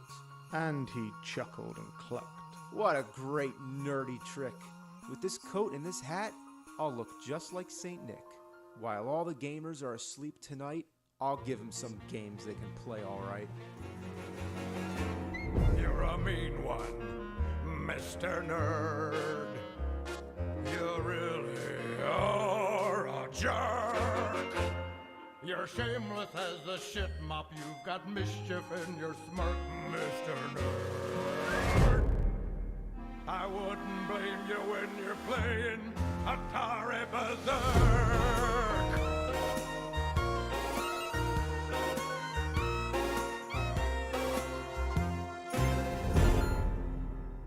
The nerd's sleigh started down toward the town, where the gamers lay a snooze without care, when he came to the first little house on the square. This is stop number 1. The old nerdy claws hissed. He climbed to the roof, bags of shitty games in his fist. Then he ducked down the chimney. A bit absurd, but if Mario could do it, then so could the nerd. Then he stuck his head out at the fireplace where the gamer stockings all hung in a row. These stockings, he grinned, are the first things to go. Then he slithered and slunk, so silent and swift. Around the whole room, he took every gift. He took all the games that would make the kids happy and replaced them with ones that were terribly crappy. The Three Stooges, North and South, Linus Spacehead, Captain America, The Punisher, Bill and Ted. TNC Surf Design. That one's pretty good. Like a rat's ass they'd like it, they would. It's by LJN, that's all you need to know. It's the worst surfing experience you'll ever undergo. The controls blow, and there's a cat in a tuxedo, a gorilla, some masked men. It's really a freak show. You move around, staying adrift on a motionless tide. One wrong move and it's the end of your ride. Even if you're doing fine, you'll suddenly get hit by a bird. It's as much fun as wringing the stank juice out of a turd. Skating may be the best part, but it's still just as delightfully tart as a broccoli bean burrito eating skunk that's ready to fart. You're a vile one, Mr. Nerd. You've got demons in your soul.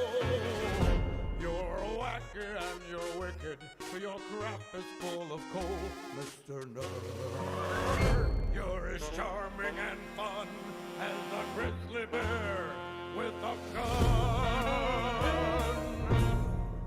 We'll see how they like circus caper. It's as fun as inhaling Chewbacca's anal vapor. You're running around, knocking down carnival performers, and the crowd are all clowns. Why are the clowns in the audience and not in the show? Why they spell the name of the game? What shame, we'll never know. When you punch people, items fly straight up in the air. That's unfair, makes me rip out my hair. The hell with Sir Isaac Newton, they don't care. What goes up must come down. Not in this game, they were just fucking around. What turkeys worked on this murky mess of monkey jerky? Some quirky jackass from Albuquerque? Punching, kicking, lunging, and sticking. Short range attack, bending way back, like a broom somewhat, been shoved up your butt. What's that?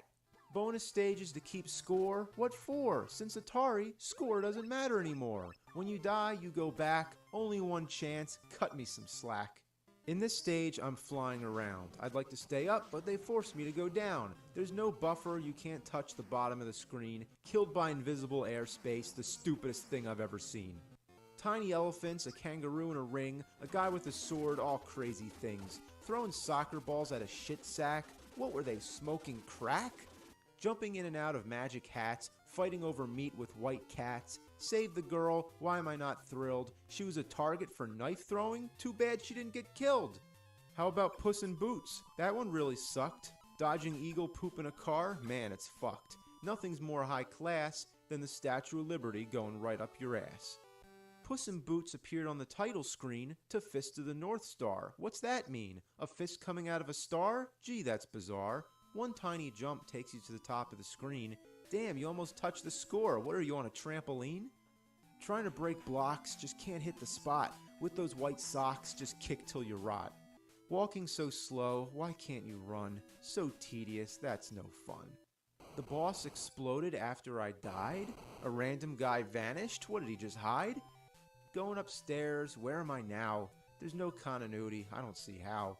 1 minute I'm here, 1 minute I'm there. I just reappear any place, anywhere. Guys jumping through the roof, this game is so glitched. Now they're coming through the floor, what's going on? This is such a bitch. You can't go in most of the doors, like this big one, how can you ignore? Finding the right door is such a chore. Come on, where do I go? What a bore.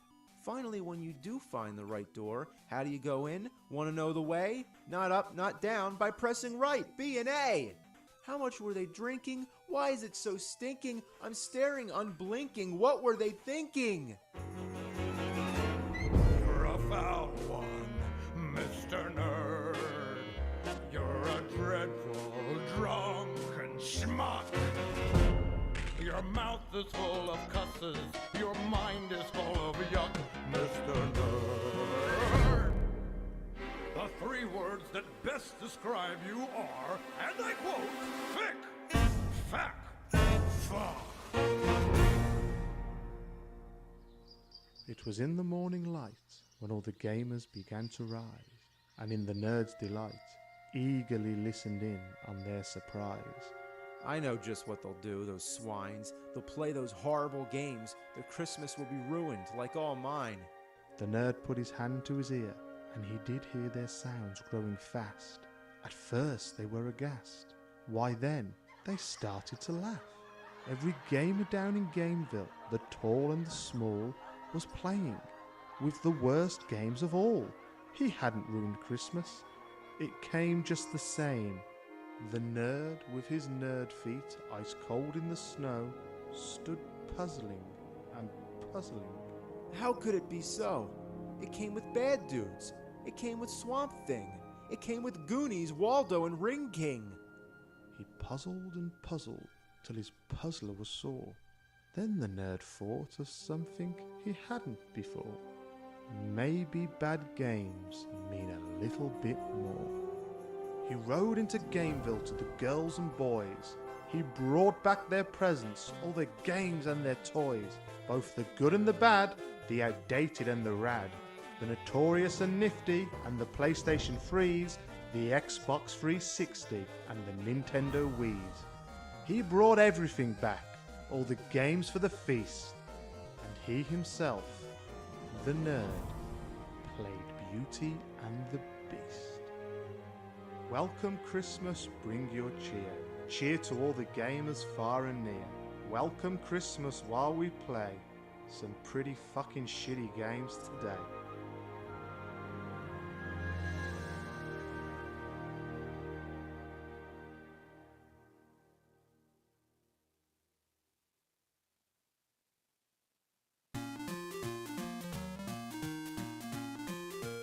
Oh no, time to play a shitty game for the 98th fucking time.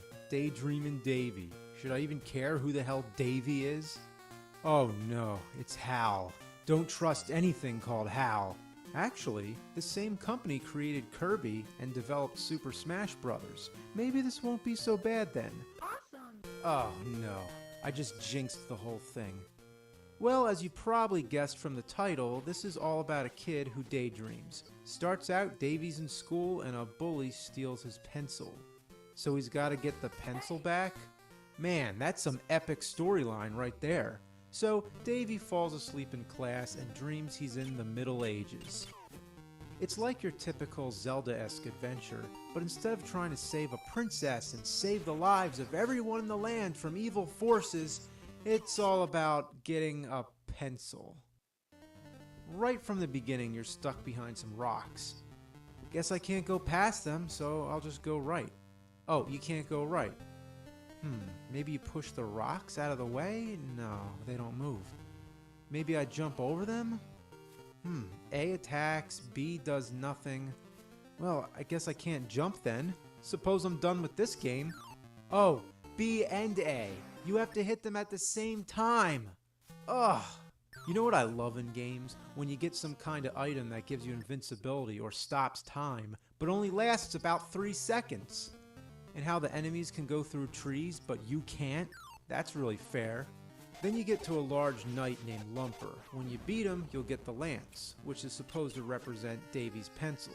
Why does he care so much about a fucking pencil? Was he planning to take it home after school and shove it up his ass or something? Then he starts telling the teacher he was lost in this forest, as if he was really there, like the fucking teacher's gonna believe him.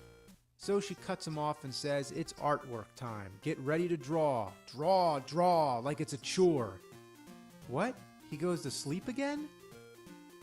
He falls asleep again? That's the one time in school I wouldn't fall asleep. I mean, during my normal classes, I'd be drawing on the pages of my MacBook and shit. That's the whole point. You draw when you're bored of school. He should have fallen asleep during math class or something boring. Did the game programmers really not know the difference between something the kids like and something they don't like? I love how they depict going into the dream world with a trippy vortex. It's like something out of an Atari game. So now we're in the Old West. There's vultures shitting exploding bloody diarrhea. Ugh, gross. And what's going on here? What's going on here? You can't walk behind the store? That makes no sense.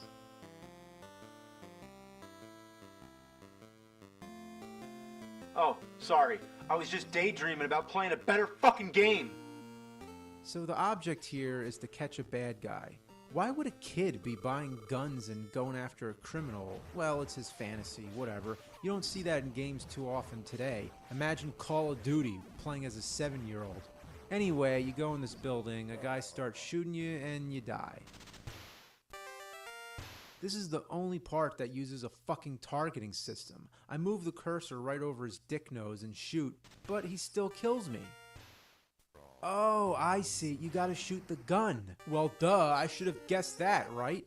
Anyway, another lame cutscene and you end up in ancient Rome. I walked all around here, found a bow in some building, some lady tells me not to cross the bridge before I get a shield. Well, I got a thing by a tree that I thought was the shield, so I went back and crossed the bridge, then a bunch of psychedelic flashes started fucking up the screen. Apparently, that wasn't the shield. The game tricked me by putting a circular-shaped object on the ground. Come on, why not let me know? Just have a sign that says, not the shield. So I keep searching around and eventually find the shield. I guess it's a shield. Looks like a bullseye or, I don't know, Daisy Duck's nipple or something. Now I'm back at the bridge. No trippy side effects this time. Now it's time to face the Cyclops. You use the shield to deflect his attack. I think. Okay, never mind. I'm dead. Oh, that's great. I have to start from the beginning of the stage? And I have to find the bow and the shield all over again? Alright, didn't take me that long, but guess what? There's no more shield! What the hell? This is the same guy I killed last time, isn't it? So, now the game just isn't going to give me the shield? Well, I tried it again and again, and I figured out what the problem was. You're not supposed to kill the guy, you're supposed to touch him. That's right. So the first time I got lucky. This is the one guy you're supposed to touch. If you kill him, the shield dies with him. Makes a lot of sense. So now it's time to fight the Cyclops again, but first some advice from this statue of, I don't know, Aphrodite or whoever the fuck it's supposed to be. The Cyclops is not truly dead until his eye is pierced. Okay, let's try it out. Alright, come on, you motherfucker, come on, Alright, he's dead. I didn't really aim at his eye, so I don't know what she was telling me about. Stupid lying bitch. How about tell me when I have to aim at somebody's gun? That would help. So here I am back in the Middle Ages, and I gotta fight a huge badass knight. Well, that Cyclops took a lot of abuse, so I'm thinking this guy's gonna be even harder. Nope. Just slash at him a few times and that's it. Don't you love games with totally sporadic difficulty? Then you get a sword, but of course it's a dream, so when he wakes up, it's a ruler he's holding. Why is he so excited about a ruler? Does he want to measure his turds? Then the teacher says, what are you doing? You're gonna see the principal for this. For what? For measuring his turds in class? Then the principal starts yapping away, which sends Davy back to sleep. What is he on medication or something? Why can't he stay awake? Davy? Okay, so now I'm in ancient Rome. Again. We're only 5 stages in. Did they run out of ideas? Oh, wait, never mind. Now I'm in hell. Literally, I'm in hell. I gotta talk to some skeleton who says to get a coin or else I can't take his boat ride. Why would I want to get on a boat with some creepy skeleton anyway? Now I gotta leave hell to go find a coin because hell's cheap and there's no currency down there.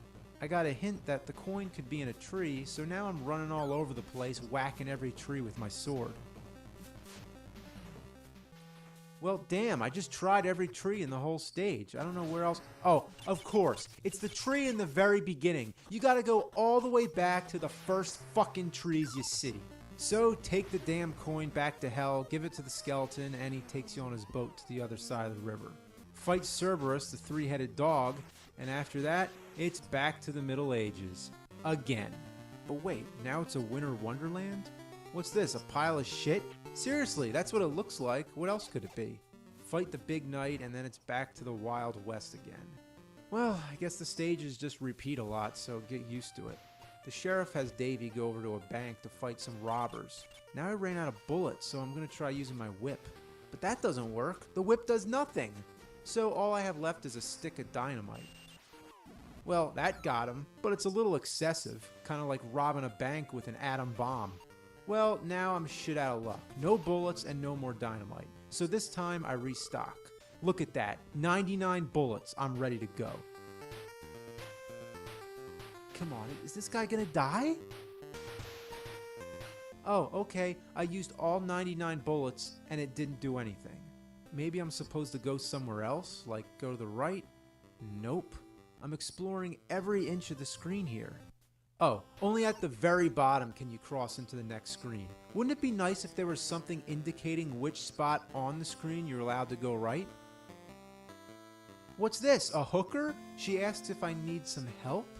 Really, there's a Nintendo game where a hooker tries to sell herself to a kid. Now this whole thing is worth it. Well, actually, she just gives you a relic, and you can trade that for a shotgun so you can kill those robbers. The next stage is ancient Rome again. Now it's like a maze. Okay, so I'm dead. Then it asks me if I want to start from here again. Do I want to start from here? Yes, I would like that very much. What? I'm at the beginning of the stage? That's not what I chose, you lying fucking sack of shit. Then you fight the Medusa. This is probably the hardest boss in the game because you can't look at her when her eyes flash or else you'll turn to dust. Finally, when you kill her, you grab her head off the ground. You know what would be really awesome? If Davey woke up here and had the teacher's decapitated head in his hands. Yeah. So then it's on to Mount Olympus. I'm in the sky. Okay, here I use the shield to block the spears. The controls are stiff though. I press the button to have the shield come up, and it only works half the time. After you kill a guy, it lets you jump these gaps with the flying sandals. But you can only jump after you've killed an enemy. Why? Why can't Davey just jump over and run past all these guys? Why does the game force me to fight each individual enemy? Oh, guess I went the wrong way. Oh, and when you throw a spear, make sure the soldiers' full bodies are on the screen. If they're off screen, even partially, it won't hit them. Classic video game logic. If you didn't actually see the spear hit, then it didn't happen. So now we're in the Middle Ages for the 10th million time. You go pick up Elmo's inside-out asshole, and then go through Winterland and Dark Evil Land or whatever, and fight a giant skeleton knight. I'm guessing this is the end of the game, after all the crap I went through to get here. Yeah, he's dead. What? Now I need a key? Oh my god, find the key. I'll find the fucking key, you fucking piece of shit. Okay, got the key, went in the door, now I'm fighting a dragon. Nothing special, just hit it with the sword a bunch of times. Then you get the Holy Grail. I had to take a leap of faith earlier, and now the Holy Grail? If only there was a big fight on top of an army tank. So Davey wakes up and the principal's like, where'd you get that trophy? So now Davey's actually bringing back objects from his dreams? Does this make any sense?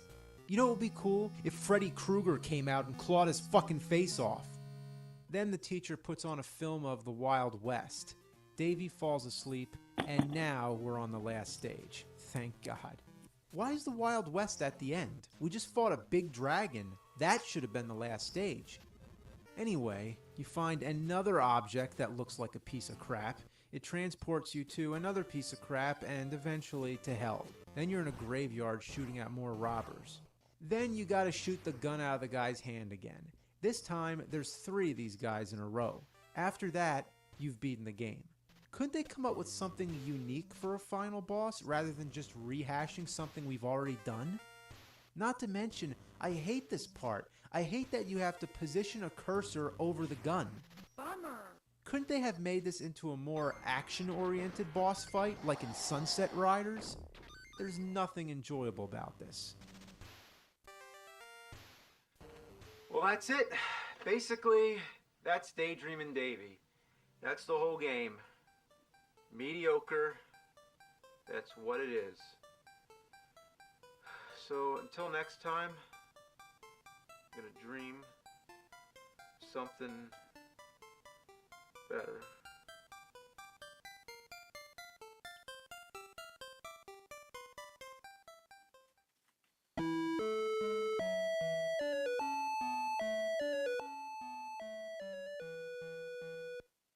I have a whole galaxy of Star Wars related games, so this could have gone on and on. There's Star Wars Rebel Assault, Dark Forces, Jedi Academy, Rogue Squadron, Battlefront, Star Wars Chess, Lego Star Wars Puzzle Blaster, Star Wars Pod Racer, Jar Jar Binks Bingo, Death Star Builder 3.0, Chewie Wookie Cookie Cookin', Stormtrooper Tennis, Jabba's Farts Unleashed, that was a good one. Wedge's Wedgie Attack, Fishing for Akbars, Super Sith Shit Toss Tournament Edition, Boba Fett's Name Game, find his name in the fucking movies, Governor Tarkin versus Count Dookie.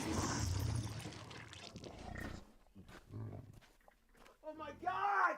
Oh my god! What the fucking buffalo just took a fucking shit through my fucking window!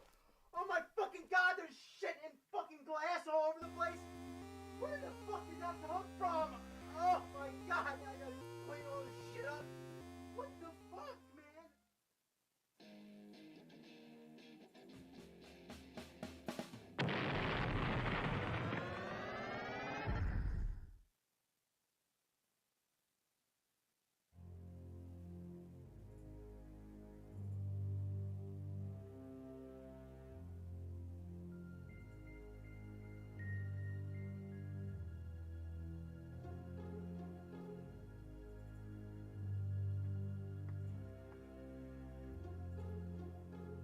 What's the difference?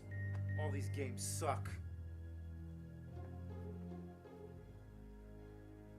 All these games suck too. I'm surrounded by filth.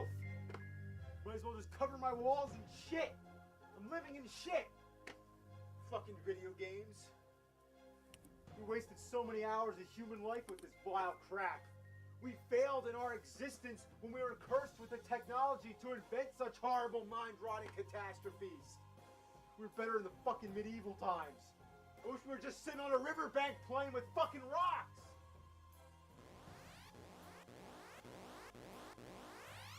This game sucks, and this game sucks, and this game sucks, and this game sucks. This fucking thing barely even works. And this fucking thing, and this fucking thing, and this fucking thing, and this fucking thing, and this fucking thing, and this fucking thing, and this fucking thing, and this fucking thing, and this fucking thing. I don't like them. Well, what are we gonna play this time?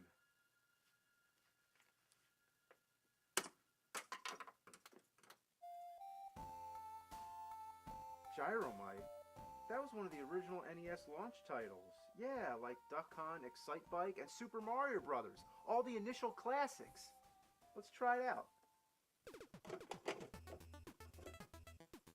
Robot Gyro. Well, that's a good sign when the title of the game isn't the same as on the fucking cover.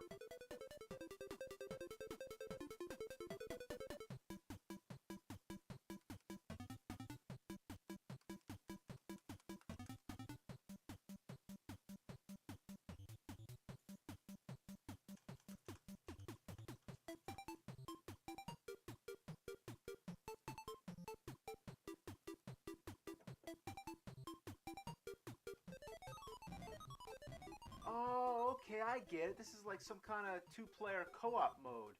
Okay, well, I was pretty sure I picked one player.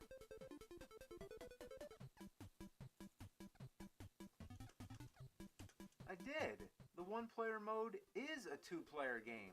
The first player controls the professor, and the second player controls the gates. You both gotta work together. In the two-player mode, the only difference is that the two players alternate back and forth. So, either way, it's a co-op game.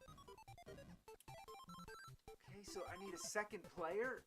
Who the hell am I gonna get to play this shit with me? I will play. I am Rob, robotic operating buddy. Okay, cool. A robot. Here you go. Error does not compute. Requires adaptive device. It's a controller. You play it. I do not have thumbs. You moron. Requires adaptive device. Location, bottom drawer. 3.6 centimeters depth, front right corner, 9.1 centimeters. Alright. This thing? Correct. Place controller into tray. Align actuators with buttons. Okay, I get it. You push these little things and they activate the buttons. That's a little excessive, but whatever. Alright, Rob, you got all your stuff. You're all set. Let's play.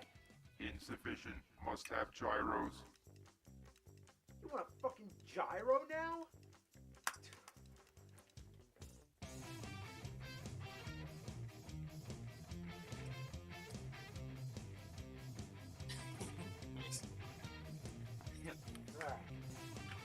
gyro now?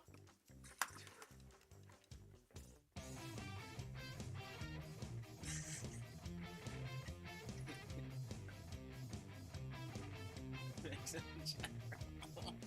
a damn gyro. You idiot. That is not a gyro. I know, I tried. What do you want me to go to fucking Greece? Bottom drawer.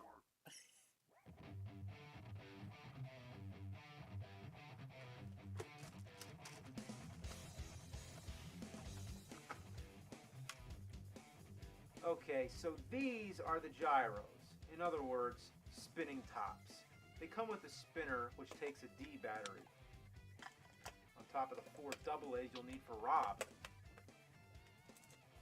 When you place a gyro on the spinner, it does just that. It spins. Man, does this thing spin. You could probably sharpen a pencil on it.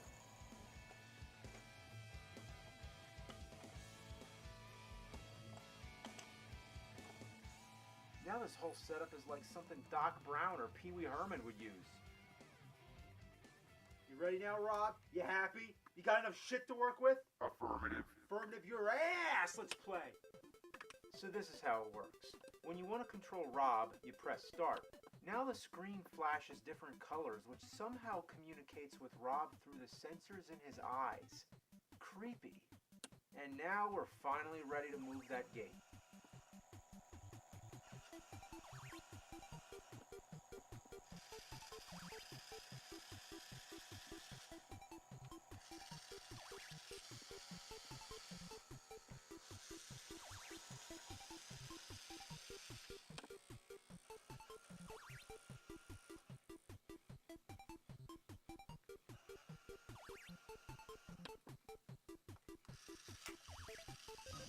Ah, finally!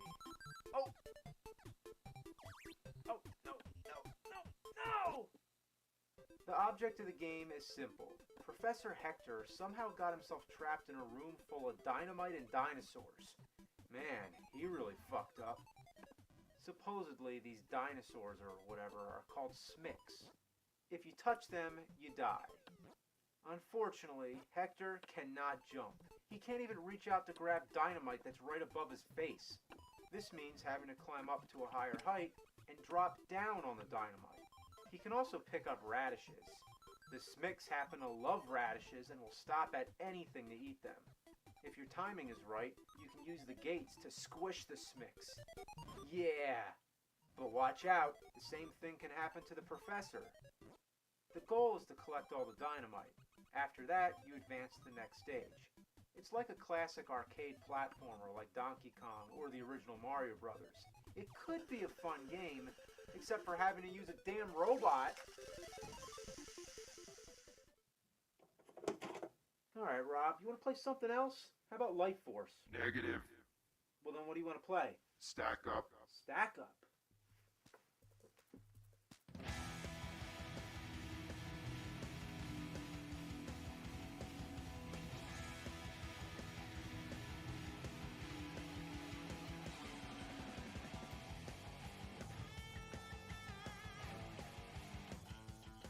Sure about this, Rob? Yes, trust me. It's good.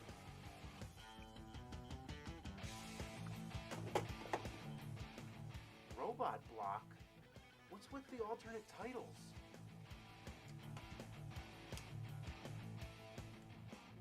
The idea is to set up the blocks in a prearranged pattern. And yes, that's what they call them, blocks.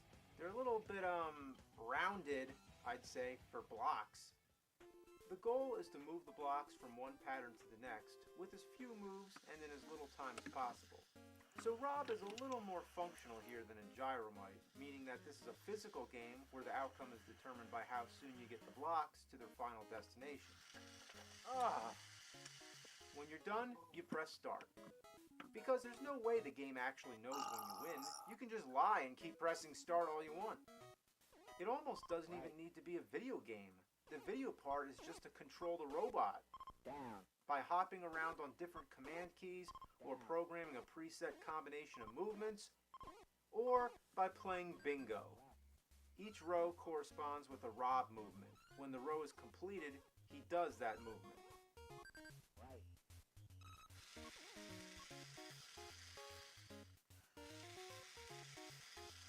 want to control a professor in a game to control a robot. Why can't I just control the robot myself? That'd be a lot easier, right? Yeah, a remote control robot. Kids would like that. You'd see them sitting on the sidewalks playing with their remote control robs. You just need to bring a TV set outside just to use them, that's all.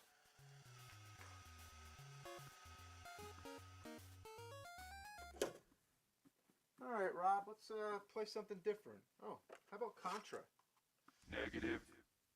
No? How about Bubble Bobble? That's a great two-player game. Negative. Well, then what do you want to play? Gyromite. Gyromite? Well, we already played that. Let's pick something different. Stack up. Those can't be the only two games you play. How about Double Dragon 2 or Dr. Mario? Family Feud? Does not compute. Must be Gyromite or Stack Up. Oh, come on, Rob. You come over and all you want to play are the same two games. Look, I got this whole shelf, both sides, nearly 800 NES games. Gyromite or Stack Up.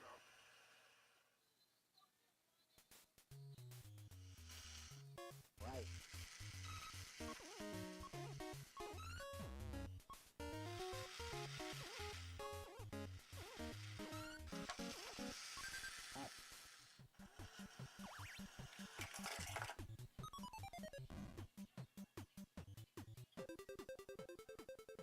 Oh, no! Fuck! Oh, here comes the Smick. Oh, fucking Smick's a dick. Oh, fuck.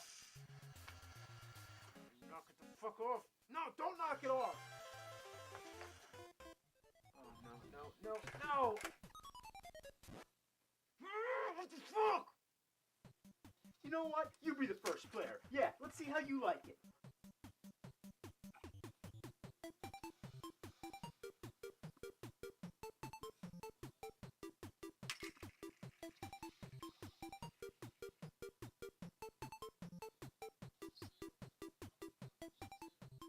Yeah, ain't that fun? How you like that? Robo fuckazoid piece of shit? The hell with Rob. I'm playing by myself. All because you need two controllers. You know what? I'll just play with my feet.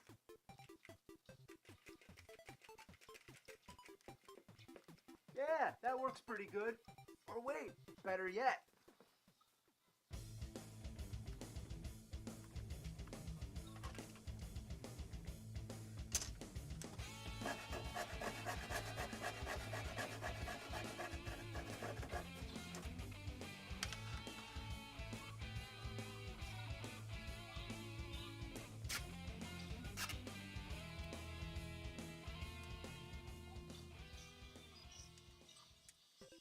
Yeah, you like my new invention? I call it the Gyromite controller. Plays Gyromite. Wait a minute, I got a better idea. How about play a different fucking game?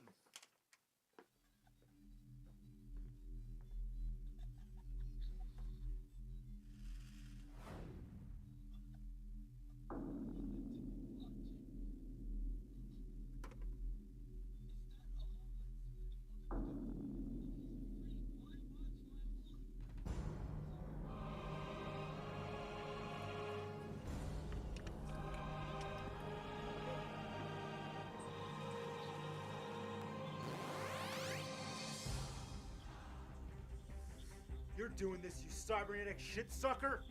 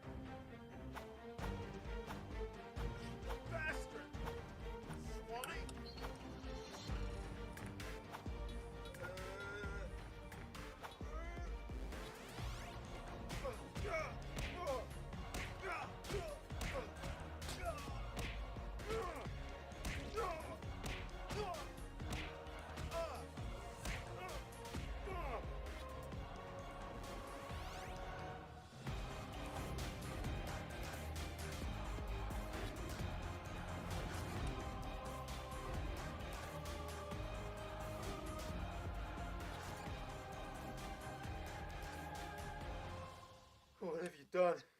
Prime objective, eliminate all games that don't meet criteria. Criteria equals gyromite and stack up. Prime objective complete. No more inferior games. No more long passwords. No more annoying music. No more despicable controls. No more barf-inducing graphics. No more useless weapons like before. In 1983, the video game market was oversaturated with inferior games, all a product of human imperfection. The video game crash left many game companies bankrupt. A prophecy was told that a hero would rise from the ashes, a robot warrior, that is I. Fuck you! Fuck you! Fuck you! Nintendo made video games awesome again, for the most part. But I don't think Nintendo's success had anything to do with you. Be quiet. You are a biological unit with insufficient intellect to make that determination. You're no hero. This is my hero. You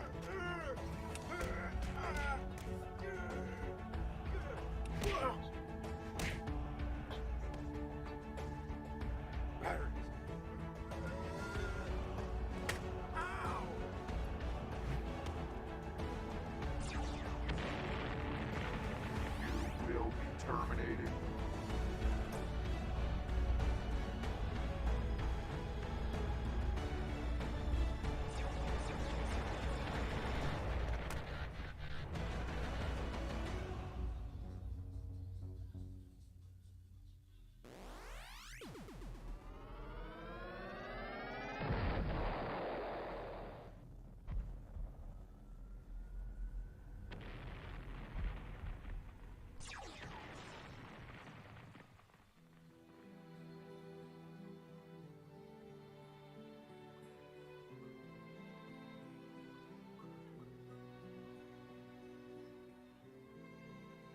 No more shitty games. No more Karate Kid. No more Top Gun. No more Ghostbusters. No more Fester's Quest. No more Virtual Boy. No more Dick Tracy.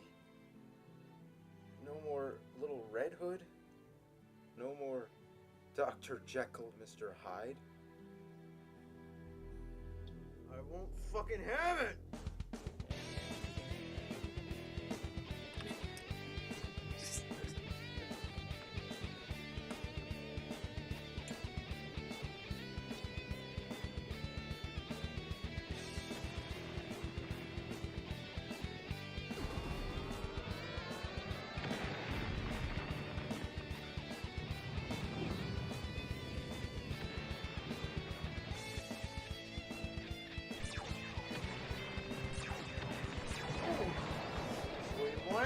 That's the way you're gonna get it.